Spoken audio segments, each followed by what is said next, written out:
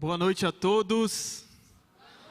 É uma grande alegria poder estar com vocês nessa noite, para poder compartilhar um pouco do que Deus tem feito ali na Amazônia, através da minha vida, através da vida de tantos missionários que estão ali, com o mesmo objetivo, com o mesmo propósito, que é ganhar a Amazônia para Cristo. Então eu trouxe algumas imagens nessa noite, para que os irmãos possam está entendendo um pouco como é a vida ali na comunidade ribeirinha. Eu vou pedir para o pessoal da mídia já estar projetando. Eu faço parte do Projeto Amazônia, que é da Junta de Missões Nacionais. E o Projeto Amazônia está em toda a região norte, trabalhando com povos indígenas, com povos ribeirinhos, com quilombolas. E nós estamos ali com o objetivo, como já falei, ganhar toda a Amazônia para Cristo. E dentro do Projeto Amazônia, é um projeto muito grande, ele é um macro. E dentro desse macro, existem os programas que o compõem. Um dos programas que compõe o Projeto Amazônia é o Radical. O Radical é uma experiência de 1 ano para jovens vocacionados que querem aí dedicar 1 ano de sua vida morando em uma comunidade ribeirinha, vivendo com aquele povo, se relacionando com aquele povo, com o objetivo de anunciar a palavra de Deus para o povo ribeirinho. E durante esse 1 ano, o missionário tem a oportunidade de ter uma experiência de vida em um campo missionário, mas também de abençoar o povo ribeirinho com a sua vida. Vou pedir para o pessoal da mídia projetar, por favor, os slides, que aí fica mais fácil dos irmãos ir visualizando. E quando então encerra o período do Radical, o jovem tem que tomar uma decisão: continuar no campo ou retornar para sua casa. Aquele que decide continuar é inserido na segunda etapa, o programa de formação. Hoje, todos os missionários radicais que desejam continuar no campo após 1 ano, ele começa a cursar teologia, bacharel em teologia, em parceria com o Seminário do Sul do Rio de Janeiro. Então, Missões Nacionais têm capacitado seus missionários para que nós possamos plantar igrejas missionárias nas comunidades ribeirinhas, mas também plantar igrejas que tenham uma boa base bíblica, que saiba defender a sua fé. Eu passei pelo Radical, passei pelo programa de formação, já estou ali há quase 6 anos na Amazônia, fiz o concílio e fui ordenado ao ministério pastoral. Quando encerra esse ciclo, o missionário também tem que tomar outra decisão: continuar ali por mais um tempo ou retornar para sua casa. Aqueles que retornam voltam, são bênçãos em suas igrejas locais, mas aqueles que continuam ali fazendo parte do que Deus tem feito em toda a Amazônia. Nós também temos um programa ali chamado Novo Sorriso, especialmente Novo Sorriso da Amazônia. Quantos daqui nessa noite que estão aqui precisam dividir a sua escova de dente com algum morador da sua casa? Tem alguém que tem essa realidade, que fale: olha, eu tenho que dividir com a minha mãe, com o meu irmão. Acredito que ninguém aqui precisa dividir a sua escova de dente. Mas infelizmente essa não é uma realidade ali na Amazônia. Chega a ser algo chocante estarmos no ano de 2023 e saber que tem pessoas que ainda não têm uma escova de dente para cada morador da sua casa. Então, cada missionário radical, ele é capacitado com o curso de agente de saúde bucal, que através desse curso nós levamos ali a ação de compaixão e graça nas escolas, nas comunidades, com o objetivo de falar de Jesus. Nosso objetivo não é cuidar de dente, mas é cuidar de gente. Eu estou no meu 2º campo missionário, mas no meu 1º campo missionário nós plantamos uma igreja em uma comunidade, começamos a alcançar outras comunidades bem distantes e nos deparamos com uma que era totalmente fechada para o evangelho. Não tinha presença nenhuma evangélica naquele lugar.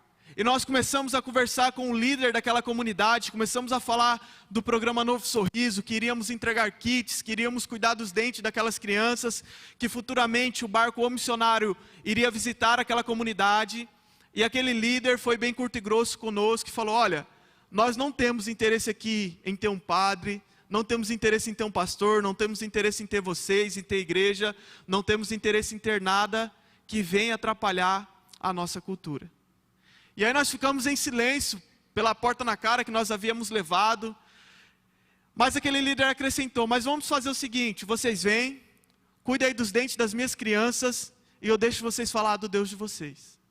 Acontece que retornamos 1 semana depois, fizemos toda a ação de compaixão e graça, entregamos kits de higiene bucal para as crianças da comunidade, para os adultos, aplicamos flúor na boca das crianças, e começamos ali a apresentar o plano de salvação através do livro Sem Palavras. Tinha cerca de 15 a 20 crianças naquele dia, e a todo tempo aquele líder, com mais 3 moradores da comunidade, estava ali atento a tudo o que fazíamos e que falávamos. E quando nós fizemos o apelo, para nossa surpresa, nenhuma criança quis confessar Cristo como Salvador da vida delas naquele dia. Mas aquele líder caminhou até nós e falou que queria ter um encontro com esse Jesus, que poderia mudar a vida dele. Meus irmãos, nós não cuidamos de dente, nós cuidamos de gente. Um local que dizia que não teria uma igreja, que não teria missionários, hoje tem uma igreja, e é uma das igrejas mais fortes que existem ali no Rio Manacapuru. Um povo que tem sentido a necessidade de ganhar outros ribeirinhos para Cristo. Não é apenas uma escova de dente que está sendo entregue ali na Amazônia. Não é apenas um médico, um dentista que vai visitar ali o nosso projeto no barco missionário. Mas são pessoas dispostas a doarem a sua profissão para falar de Jesus e ganhar o povo ribeirinho para Cristo. E fechando o projeto Amazônia, nós temos o barco, o missionário. Tive o privilégio de receber alguns irmãos ali na minha comunidade. E sempre quando o barco missionário vai ali, leva médicos, leva dentista, leva profissionais da saúde. Se você é da área da saúde, é a sua oportunidade de abençoar o povo ribeirinho com a sua profissão. Mas se você não é da área da saúde, é a sua oportunidade de dedicar um dia ali, com a sua vida, indo de casa em casa, fazendo evangelismo, trabalhando com as crianças, para fortalecer o trabalho dos missionários radicais. A viagem do barco missionário dura de 5 a 7 dias, dependendo da distância que vai, mas o que você não pode fazer é deixar de se envolver com tudo que Deus tem feito ali na Amazônia. E nós também temos um acampamento que acontece do dia 4 ao dia 15 de janeiro. Alguns irmãos aqui da igreja alguns estiveram em um grupo que era o melhor grupo ali, o grupo vermelho. O pessoal que foi do grupo vermelho foi um povo muito feliz, muito alegre, saiu dali muito animado e disposto a voltar na próxima vez. Nós temos um acampamento ali de 11 dias, meus irmãos. 11 dias que Deus vai falar ao seu coração, 11 dias que você vai entender sobre o seu propósito, sobre a sua vocação, 11 dias que você vai ter um investimento na sua vida, no seu relacionamento com Deus.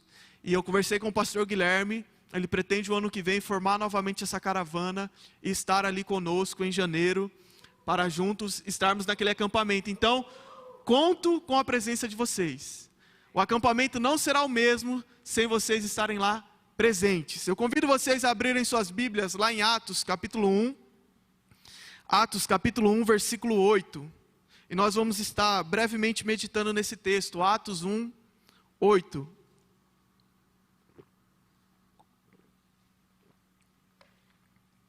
Eu quero nessa noite compartilhar com os irmãos sobre a nossa missão aqui na terra. Porque às vezes nós caímos no erro de pensarmos que nós não temos um chamado, ou que nós não somos vocacionados por Deus. Ou às vezes quando nós pensamos em chamado, quando pensamos em vocação, que é a mesma coisa, nós já pensamos logo que isso tem a ver com ir para a África, ir para a Amazônia, ou ir para qualquer outro lugar que não seja aonde nós estamos. Mas eu quero dizer que chamado não tem nada a ver com questões geográficas. Porque o nosso chamado, a nossa vocação é funcional. Ou seja, aonde nós estamos, nós somos vocacionados por Deus para fazer a sua obra, para ser sua testemunha, para proclamar o seu reino. Nós não precisamos sair da nossa cidade para nos tornarmos aí um missionário. Aonde nós estamos, nós já somos vocacionados e chamados por Deus. A menos que você não tenha nascido de novo, a menos que você não tenha tido um encontro com Cristo, confessado Cristo como Salvador da sua vida, você é uma pessoa vocacionada por Deus para pregar o Evangelho, para ser testemunha aonde você está. Atos 1,8 vai dizer assim, ó: mas vocês receberão poder ao descer sobre vocês o Espírito Santo, e serão minhas testemunhas tanto em Jerusalém, como em toda a Judéia e Samaria, e até os confins da terra. Vou ler novamente. Mas vocês receberão poder ao descer sobre vocês o Espírito Santo, e serão minhas testemunhas, tanto em Jerusalém, como em toda a Judéia e Samaria, e até os confins da terra. Meus irmãos, às vezes nós acordamos todos os dias preocupados em ir à faculdade, preocupados com o nosso trabalho, preocupados com o nosso time que vai jogar depois, e a gente cria tantas preocupações, mas o que nós deveríamos acordar todos os dias preocupados é se de fato estamos sendo testemunhas de Deus, testemunhas do seu reino. Porque se nós não estivermos sendo testemunhas, nós estamos falhando na nossa missão. E Jesus fala para aqueles discípulos e para nós, que nós seríamos testemunhas a partir do momento que nós recebêssemos o Espírito Santo em nossas vidas. Porque Ele nos daria autoridade e poder para que nós pudéssemos alcançar Jerusalém, Samaria, Judéia, Campo Grande e aonde Deus nos levar. Então, se você já teve um encontro com Cristo, você já tem o Espírito Santo em sua vida, e talvez nesse momento está faltando você começar a ser testemunha. Talvez nesse momento está faltando você tomar um passo e entender que vocação não tem nada a ver com outro lugar, mas a sua missão, o seu chamado começa onde você está. Missões começam onde você está e termina aonde Deus quiser. Só que como nós podemos ser pessoas que serão verdadeiras testemunhas, pessoas que vão cumprir de fato o chamado, pessoas que vão cumprir de fato a nossa vocação? O primeiro passo para nós cumprirmos de fato a nossa vocação é ter uma vida de oração, é ter uma vida de comunhão com Deus. Nós vamos ver que aqueles discípulos que recebem a grande comissão, que recebem aí essa ordenança de Cristo de ser testemunha, a começar em Jerusalém e até os confins da terra, que essas pessoas não eram pessoas que tinham superpoderes, que essas pessoas comparadas com nós, não tinha nada de recursos que nós temos hoje, não era simplesmente eles pegar um carro, um ônibus e sair viajando, porque isso não existia, não era simplesmente começar um culto, fazer uma live e ter outras pessoas traduzindo o culto, porque isso não existia, mas aqueles discípulos, apesar de não ter nada material que nós temos, eles eram pessoas que tinham uma vida de oração. Eles eram pessoas que não abriam mão de estar orando, de estar buscando ter comunhão com Deus. E meus irmãos, talvez nós estamos falhando na nossa missão de sermos testemunhas, porque nós não dedicamos tempo orando, porque nós não dedicamos tempo em nossas casas para ler a palavra de Deus, para estudarmos a palavra de Deus, para termos comunhão com Deus. Às vezes nós temos um sonho de conversar com um jogador de futebol famoso, o sonho de conversar com aquele ator famoso daquela série que a gente assiste, o sonho de conversar com um político famoso, e a gente muitas vezes nunca vai realizar esse sonho, nunca vai cumprir essa vontade, mas todos os dias nós temos 24 horas para conversar com o Deus que nos criou, para conversar com o Deus que nos sustenta, para conversar com o Deus que nos dá tudo, e nós desprezamos isso, e nós não aproveitamos esse privilégio. Jesus promete para aqueles discípulos que eles seriam testemunhas, ou melhor, daquela missão de ser testemunhas, e aqueles discípulos, eles fazem o quê? A atitude deles é se reunir para orar. Atos 1,14 vai dizer que eles estavam ali perseverando unânimes em oração. Aqueles irmãos lá atrás cumpriram essa missão com tanto êxito. Por quê? Porque eles eram pessoas que não abriam mão de orar. Eles eram pessoas que não abriam mão do relacionamento deles com Deus. E isso é muito sério, porque às vezes nós temos sido pessoas frequentadores de cultos. Nós oramos apenas quando estamos no culto, nós lemos a Bíblia apenas quando estamos no culto, e quando nós saímos, quando estamos nas nossas escolas, quando estamos em nossos trabalhos, quando estamos em nossas casas, na nossa vizinhança, nós não temos coragem, nós não temos atitudes de falar de Jesus. Por quê? Porque estamos vazios. Porque não buscamos ter comunhão, porque não buscamos nos enchermos do Espírito Santo de Deus. E é engraçado que todos nós temos 24 horas, administramos de formas diferentes, mas temos 24 horas por dia. E quanto dessas 24 horas por dia você tem se dedicado a ter um tempo de oração, a ter um tempo para meditar na palavra de Deus? Porque às vezes você quer que o seu amigo do serviço, que o seu amigo da faculdade, que ele confesse Cristo como Salvador da vida dele, mas você não tem orado pela vida dele, mas você não tem testemunhado para que ele possa se converter. E às vezes a gente quer fazer o trabalho de Deus sem oração, e aí nós fracassamos e queremos culpar Deus. Poxa Deus, mas eu estou aqui querendo ganhar o meu amigo e não consigo. Por quê? Porque não temos uma vida de comunhão com Deus. Nós, missionários radicais, somos enviados para morar de 2 em 2 nas comunidades ribeirinhas. E temos um treinamento de 3 meses, intenso. Como evangelizar o povo ribeirinho, como dar um estudo, como contextualizar passagens da Bíblia com a cultura do povo ribeirinho. Só que a nossa primeira atitude ao chegar na comunidade não é sair dando estudo, não é sair batendo de porta em porta, fazendo evangelismo, mas a nossa primeira atitude é orar. É termos a nossa agenda, é termos um tempo ajustado para nos encontrarmos com Deus. E aí, quando a gente ajusta esse tempo, a gente começa a sair pela comunidade fazendo orações. Nós começamos a orar a Deus, coloque em nossas vidas pessoas, famílias que vão ir trabalhar na roça. Porque lá o povo ribeirinho, quando vai trabalhar na roça, vai toda a família. Deus, coloque em nossas vidas pessoas que vão ir pescar. Porque quando vão pescar, vai toda a família. E nós muitas vezes saímos pela comunidade, no campo no qual eu estou hoje, que se chama Membeca, e saímos fazendo aquela oração: Deus, coloque em nossas vidas pessoas que vão ir pescar ou que vão trabalhar na roça. E Deus começou ali a responder as nossas orações. Pode passar, por favor? Nós começamos a ir trabalhar na roça com o povo ribeirinho. Essa foto que os irmãos estão vendo aí é de uma família ribeirinha.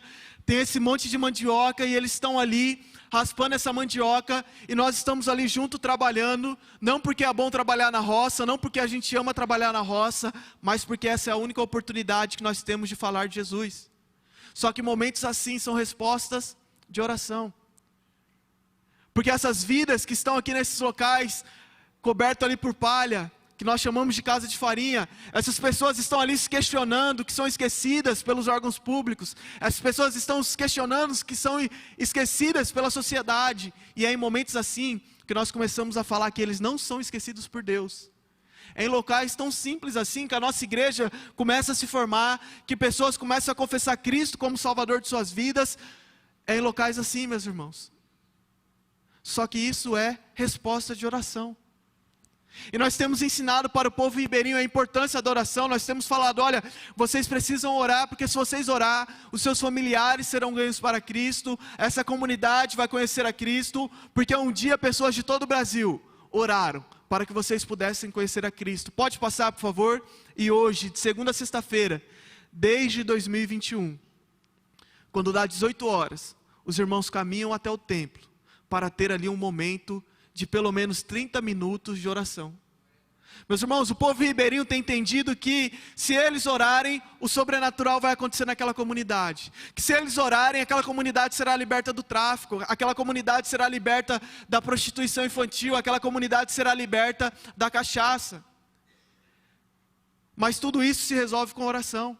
E nós temos visto ali crianças indo até esses momentos de oração. Os irmãos podem ver que tem muitas crianças ali pedindo pelo pai, pela mãe, e a cada dia Deus tem acrescentado o pai e a mãe dessas crianças.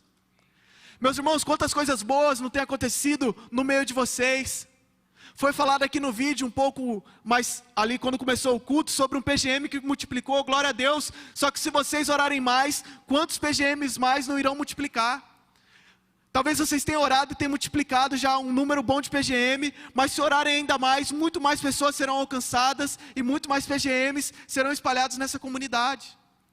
Nós precisamos de homens e mulheres que tenham uma vida séria com Deus, que tenham uma vida de oração, homens e mulheres que tenham uma vida de fato, meditar na palavra e de entender que quem nos capacita e quem vai nos dar autoridade é o Espírito Santo de Deus. Mas para que isso aconteça, nós precisamos estar cheios do Espírito Santo de Deus. O segundo passo que precisamos ter em nossa vida para sermos testemunhas é ser pessoas estratégicas.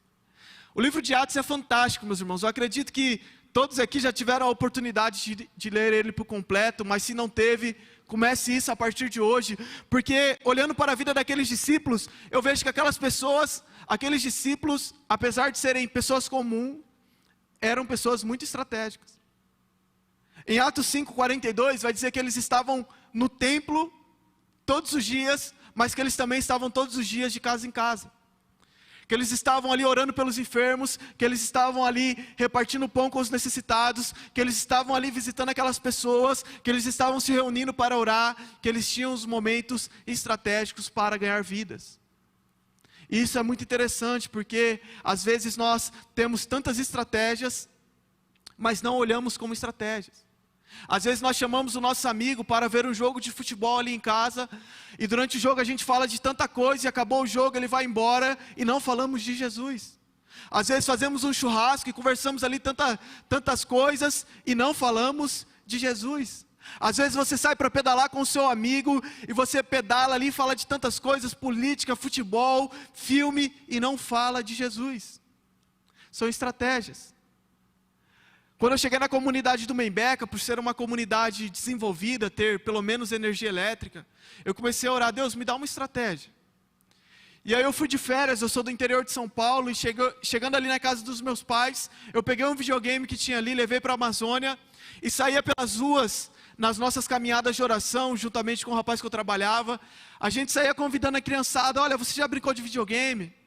A resposta, óbvio, que era não.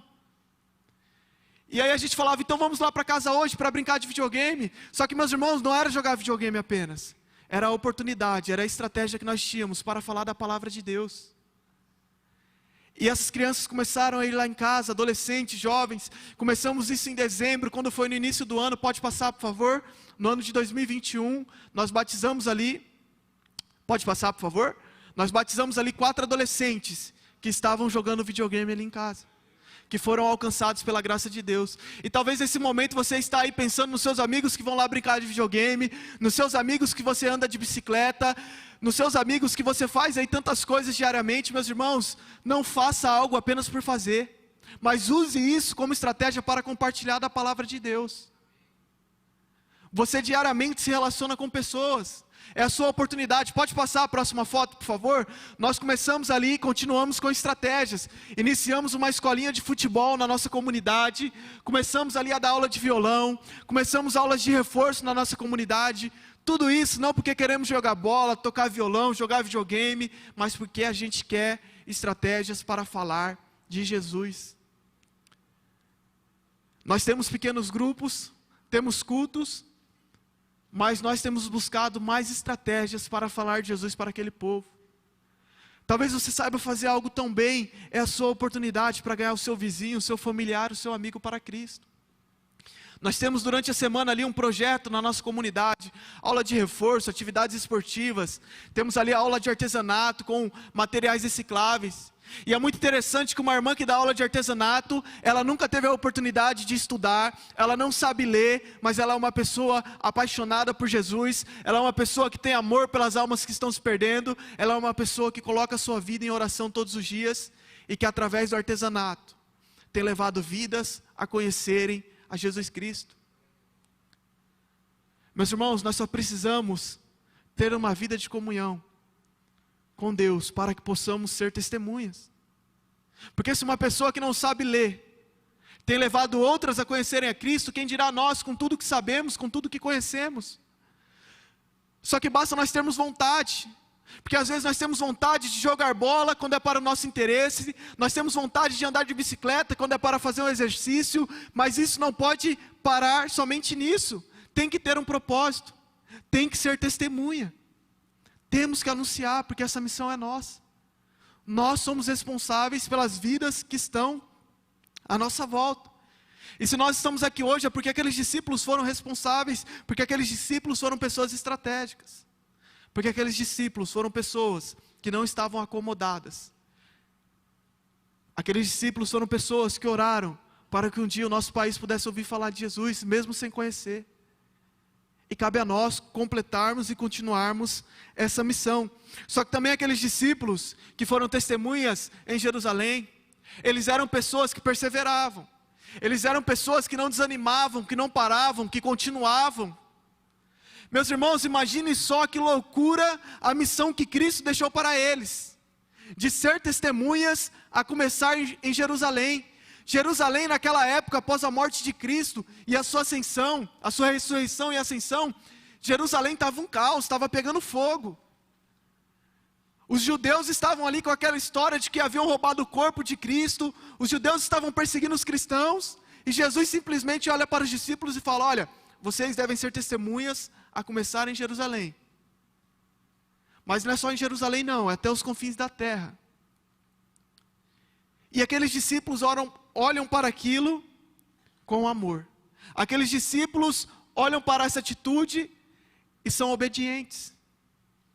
Nós vamos ver em Atos 5, 40, 41, que vai dizer: então chamaram os apóstolos e os açoitaram, e ordenando-lhes que não falassem no nome de Jesus, os soltaram, e eles se retiraram do sinédrio, muito alegres por terem sido considerados dignos de sofrer afrontas por esse nome. Meus irmãos, às vezes a gente cria tanta desculpa para parar na nossa caminhada cristã. Às vezes a gente cria tanta desculpa para não falar de Jesus. Às vezes a gente cria tanta dificuldade para frequentar um PGM, para frequentar um culto, enquanto é apenas desculpas.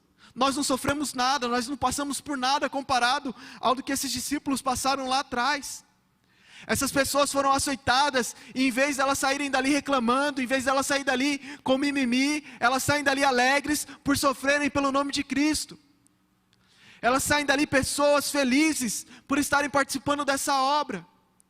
E às vezes a gente, por conta de um olhar, alguém olhou de cara feia, não quero mais nessa igreja, ou é tal grupo que vai cantar hoje no louvor, então eu vou chegar depois do louvor, não vou nesse culto. Às vezes a gente cria tanta intriga, tanta divisão no nosso meio, enquanto nós deveríamos estar unidos, nos ajudando, para que assim pudéssemos ganhar quem está à nossa volta e fora. Meus irmãos, não parem na primeira dificuldade. Não desanime na primeira dificuldade, sabe por quê? Porque tem pessoas aí fora, tem pessoas na Amazônia precisando ouvir falar de Jesus. Nós temos que agradecer a Deus porque esses discípulos lá atrás não pararam, porque eles continuaram, porque eles perseveraram. Quando nós chegamos na comunidade do Membeca, não havia ali um templo. Pode passar a próxima foto, por favor? E nós começamos a se reunir ali em nossa casa, e quando tiramos essa foto, já não havia mais lugar na nossa sala. E aí nós tínhamos duas opções: ou murmurar com Deus por não ter um templo, e aí estaríamos pecando, ou olhar para isso como oportunidade do reino de Deus avançar naquela comunidade ribeirinha. E nós olhamos como oportunidade. Pode passar, por favor? Nós começamos a fazer culto em duas casas na comunidade. A foto do lado de cá é um local coberto, que tinha apenas uma lâmpada para iluminar. A foto do lado de lá é um local assim que tinha uma ótima iluminação, no padrão ribeirinho, tá bom, gente? Mas que era um local a céu aberto. E ali na Amazônia, quando chega a época do inverno, faz ali muito frio, 28, 27 graus, quando está muito faz 25, o inverno ali só serve para chover. E quantas vezes nós não estávamos ali com a nossa igreja, se reunindo no local que tinha uma melhor iluminação, para louvarmos a Deus, para podermos ler a palavra de Deus ali, tranquilo, e aí começava a chover, começava a pingar, os irmãos juntavam as suas cadeiras, corriam até o local que já não tinha uma boa iluminação. E isso não foi uma, não foi duas, não foi 3 vezes, foram várias. Só que nesse tempo eu não vi nenhum irmão ribeirinho reclamando de ter que sair com a sua cadeira no meio da chuva. Eu não vi nenhum irmão ribeirinho reclamando de não ter um templo. Eu não vi nenhum irmão ribeirinho reclamando dos pernilongos que estavam ali perto deles. Mas eu vi essas pessoas felizes, eu vi essas pessoas alegres, porque os familiares estavam ouvindo falar de Jesus, estavam tendo uma nova vida. Porque nesse momento a nossa igreja estava crescendo. E às vezes nós temos tudo. Temos carro para ir na chuva, tem ônibus, tem Uber, tem tantas coisas. Mas a gente não quer ir. Às vezes temos tudo tão fácil e não damos valor. E queremos parar, desanimar. Meus irmãos, nós não podemos parar. Nós somos chamados, vocacionados para sermos testemunhas. A começar de onde estamos e até onde Deus nos levar. Porque se tem um povo assim lá no meio da Amazônia, que não tem parado com essas dificuldades, que infelizmente, me desculpe falar, que talvez muitos de nós não iríamos querer ser de uma igreja dessa. Se tem pessoas assim não parando, é porque vale o nosso investimento, vale a nossa oração, e nós precisamos fazer muito mais. E a última atitude, olhando para a vida desses discípulos, que nós devemos ter para sermos testemunhas também, é o nosso foco. Aqueles discípulos eram pessoas focadas e apaixonadas pelo Evangelho. Aqueles discípulos estavam tão focados em falar de Jesus, a ponto que muitos perderam a sua vida pelo Evangelho. Só que nós talvez temos nos perdido pelo meio do caminho. Nós perdemos o nosso foco. Nós começamos a confundir vocação com questões geográficas. Começamos a falar que não somos chamados por Deus. Começamos a dizer que Deus nos criou apenas para servir na igreja local e acabou o culto, eu não tenho a obrigação de falar de Jesus para ninguém. E às vezes a gente tem levado uma vida desse jeito. Às vezes a gente delega a nossa função, não, Deus, mande um missionário na minha escola, falar de Jesus lá. Deus, mande um missionário no meu trabalho. Mande o líder do meu pequeno grupo, meu líder de jovens, falar de Jesus lá na minha rua. Porque o Senhor só me chamou para te servir no templo. Só que não, meus irmãos. Nós somos pessoas vocacionadas por Deus. Todos com a mesma missão de falar de Jesus. Todos com a mesma missão de anunciar Cristo aonde nós estivermos. Só que tem lugar que os irmãos não podem estar. Tem lugar que os irmãos só vão poder orar e só vão poder ofertar. E cabe a nós orarmos e ofertarmos. Ali na nossa comunidade nós temos ensinado para aquele povo que se eles receberam 2 missionários, é porque igrejas de todo o Brasil oraram. E igrejas de todo o Brasil têm ofertado todo ano na campanha de missões nacionais. E nós começamos a ensinar para eles a importância de ofertar. E quando foi ali no ano de 2021, quando chegou na época da campanha de missões nacionais, em setembro, nós começamos ali, fizemos um alvo, colocamos como alvo da nossa igreja R$ 2.500. Nossa igreja tinha acabado de começar. E aí aquelas irmãs que sabiam cozinhar, faziam bolo, salgado, faziam ali suco. Os que não sabiam, pegavam tudo aquilo ali, saía vendendo pela comunidade. Meus irmãos, um salgado, uma fatia de bolo ali na Amazônia, quando é muito caro, é R$2. Porque o povo ribeirinho tem muito filho e não vai comprar para um filho e deixar de comprar para outro. Mas aqueles irmãos estavam empenhados, focados em levantar uma oferta por aquele lugar onde eles não poderiam estar. E alguns irmãos que não podiam se envolver com isso falaram: olha, pastor, eu vou fazer aqui 2, 3 sacos de farinha a mais, eu vou doar ali uma parte da minha roça para ofertar para missões. E quando nós chegamos ali no encerramento da nossa campanha de missões, pode passar por favor, nós havíamos arrecadado R$ 3.040 para a honra e glória de Deus.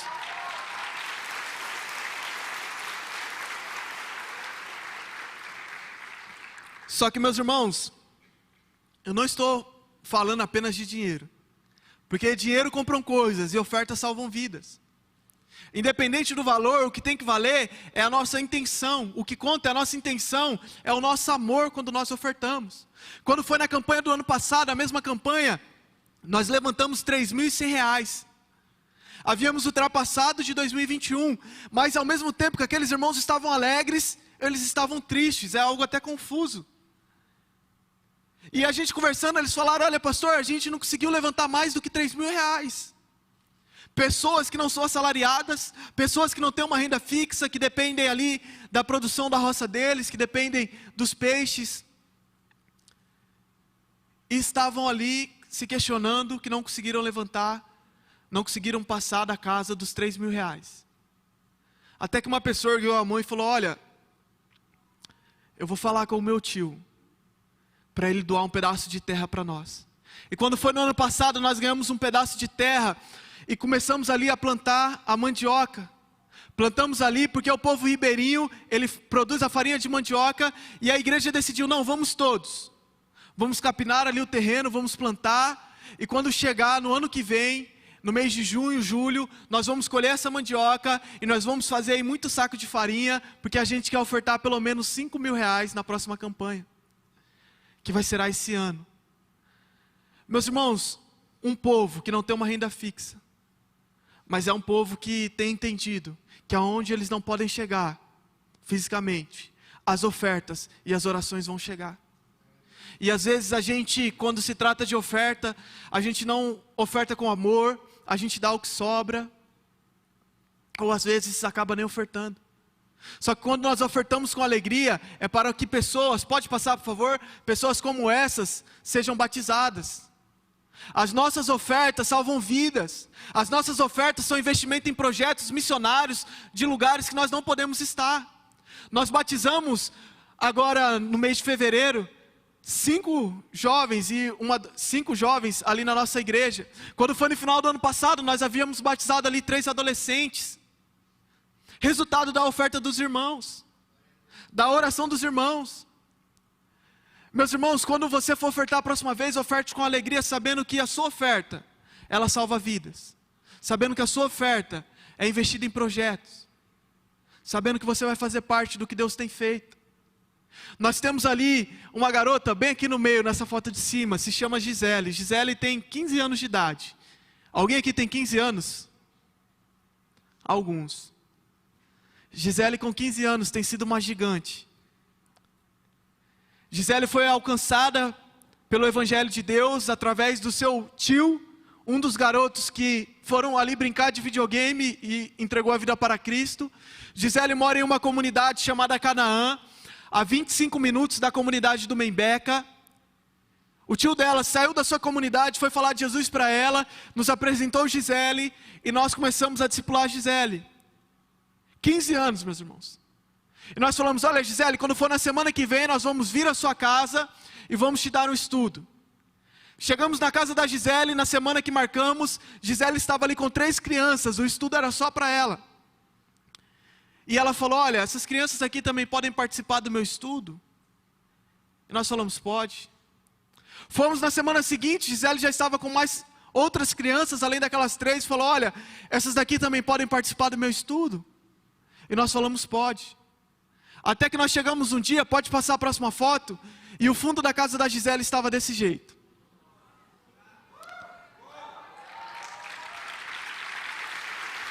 Meus irmãos, madeiras colocadas no chão, e Gisele tinha chamado ali os seus amigos da escola, os seus amigos que ela brinca, os seus familiares para ouvir falar de Jesus.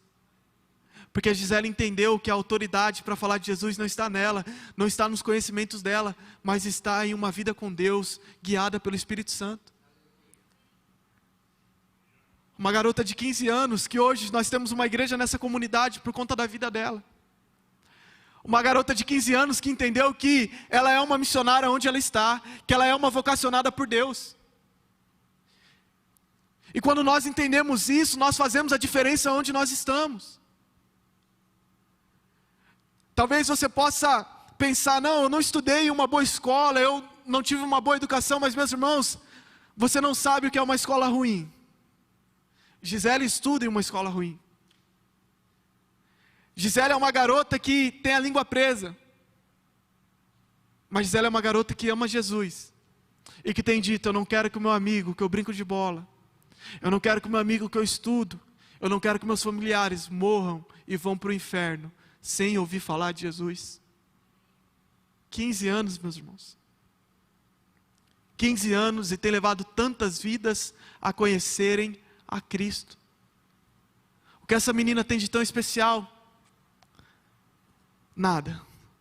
Apenas tem uma vida de comunhão com Deus. Apenas tem um tempo diário com Deus. Apenas entendeu que somos missionários aonde nós estamos.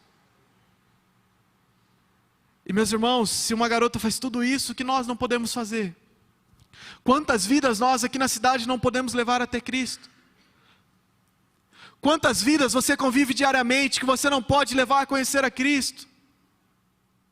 É sua responsabilidade, você é um vocacionado por Deus, você é alguém que Deus comprou e que agora tem que servir a Ele, tem que anunciar o nome dEle para as pessoas.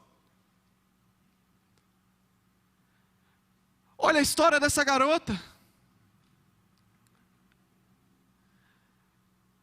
Meus irmãos, existem ali na Amazônia cerca de 37 mil comunidades ribeirinhas. Dessas 37 mil comunidades ribeirinhas, 27 mil já tiveram contato com o Evangelho. Não quer dizer que tem um pastor, não quer dizer que tem um missionário, não quer dizer que tem ali uma igreja. Quer dizer que já tiveram algum contato com o Evangelho. Mas existem 10 mil comunidades que nunca ouviram falar de Jesus. Isso no nosso país. 10 mil comunidades ribeirinhas que nunca ouviram falar de Jesus. E que, segundo a última reunião que teve no ano passado, em que reuniu ali várias missões ribeirinhas, segundo essa reunião, nos próximos 5 anos, humanamente falando, será impossível alcançar esse povo com o Evangelho. Pela falta de recurso, mas principalmente pela falta de trabalhadores. Meus irmãos, eu tenho fé que nós vamos alcançar essas 10 mil comunidades ribeirinhas. Mas para isso a gente precisa entender de fato a nossa missão. Para isso a gente precisa de homens e mulheres que oram. Homens e mulheres comprometidos com Deus. Homens e mulheres que falam de Jesus aonde está. Porque talvez você nunca vai ter a oportunidade de pisar ali na Amazônia, de chegar em uma dessas 10 mil comunidades ribeirinhas. Mas a pessoa que você vai evangelizar, Deus vai levantar para ser um missionário entre os povos ribeirinhos. A sua oferta vai chegar para alcançar essas pessoas. E se Deus te chama para ser um missionário, independente de onde que for, independente da Amazônia, do sertão, aqui no Pantanal, meus irmãos, não é tempo de desperdiçarmos a nossa vida, mas é tempo de obedecermos. É tempo de aceitarmos o desafio. Sabe por quê? Porque ali na Amazônia existe uma realidade muito triste. Já estou aqui caminhando para encerrar. Ali existe uma realidade muito triste. Ali o povo na Amazônia sofre com a prostituição e o tráfico infantil. Ali o povo na Amazônia sofre com a cachaça, porque o alcoolismo toma conta daquelas comunidades.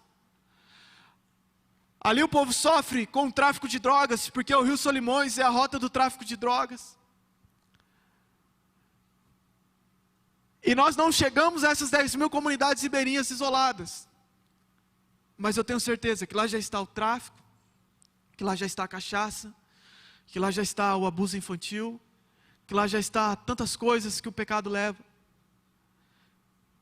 E nós não chegamos porque estamos acomodados, porque não nos envolvemos da forma que deveríamos, porque não oramos como deveríamos orar, porque não evangelizamos como deveríamos evangelizar, porque não ofertamos como deveríamos ofertar. E quando o povo ribeirinho ele começa a ter um entendimento para onde eles vão se morrerem sem Cristo, eles começam a fazer um questionamento que simplesmente para mim corta o meu coração. Mães que nos olham e falam: olha, missionário, por que você demorou tanto para falar desse Jesus nessa comunidade? Porque você demorou tanto para chegar nesse lugar e falar desse Jesus que liberta das drogas, que liberta do alcoolismo e que restaura vidas? Missionário, por que você não chegou antes? Porque antes de você não vieram outros? Por que com você não vieram outros? Meus irmãos, talvez isso não dói para você que está ouvindo de uma pessoa que nasceu no interior de São Paulo. Mas isso machuca o nosso coração quando nós ouvimos aquelas mães ribeirinhas, aqueles filhos perguntando do porquê nós demoramos tanto. Nós não podemos demorar. Temos tantas oportunidades para não demorar. Meus irmãos, quantos querem ver aqui essas 10 mil comunidades sendo alcançadas para a glória de Deus? Levante sua mão e diga: eu quero. E quantos daqui que levantaram a mão estão dispostos hoje a dar o primeiro passo para essas 10 mil comunidades serem alcançadas?